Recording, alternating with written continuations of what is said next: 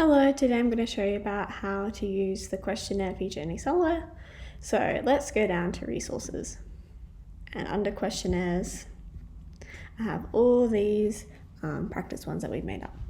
So let's go into pre-exercise screening, for example. You can name your quiz, you can add the type of what kind of quiz it is, you can add a description so people know what you're talking about.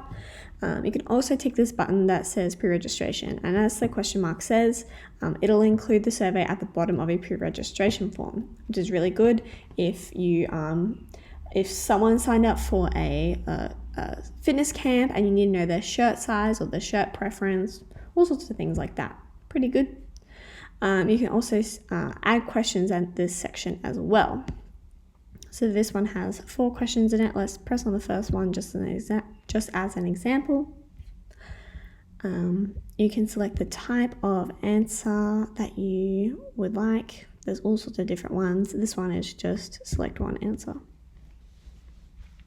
So it's just a yes or no, and they can pick whichever one they want. You can also add a score to the questions, which helps you answer all sorts of questions that you might have about the topic.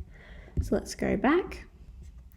And once you're in all questionnaires again, you can see the responses that someone has to the questionnaire. I know this one has responses, so I'm just going to press on this example one. So responses, you can see that 2 people have answered it and what time and day that they did that, as well as the results. So we can see that which question that they answered the score to, I suppose.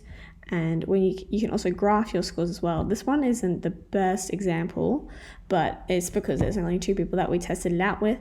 But it just shows you the many features that you can use in Accelerware with your questionnaire responses, which will be really great for any company that wants to get to know their clients a little bit better. You can also filter the graphs for what date the responses were, and that also helps as well if you send out the same questionnaire over the next few years.